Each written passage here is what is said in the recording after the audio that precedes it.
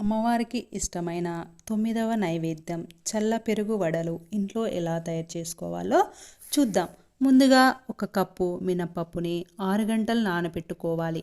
Mixie jar తీసుకొని నానబెట్టిన మినపప్పులో కొద్దిగా వాటర్ వేసి 1 స్పూన్ ఉప్పు వేసి మెత్తగా గ్రైండ్ చేసుకోవాలి.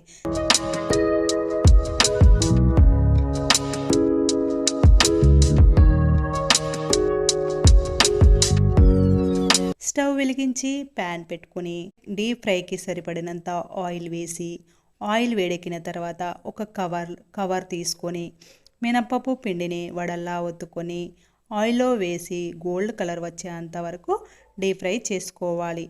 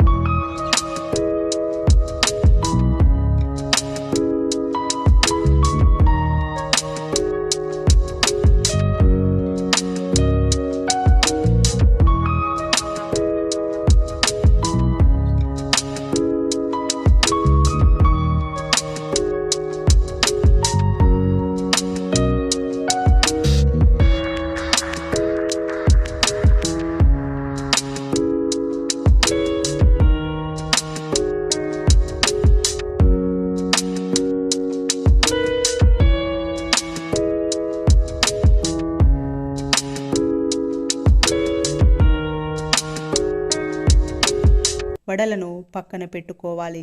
స్టవ్ వెలిగించి ప్యాన్ పెట్టుకుని 2 స్పూన్ల ఆయిల్ వేసి పోపు దినుసులు వేసుకొని కొద్దిగా సన్నగా కట్ చేసిన పచ్చిమిర్చి, కొద్దిగా కరివేపాకు, కొద్దిగా పసుపు, 2 ఎండుమిర్చి వేసి 1 స్పూన్ ఉప్పు వేసి పెరుగును తాలింపు పెట్టుకోవాలి. పెరుగు 1 కప్పు తీసుకోవాలి.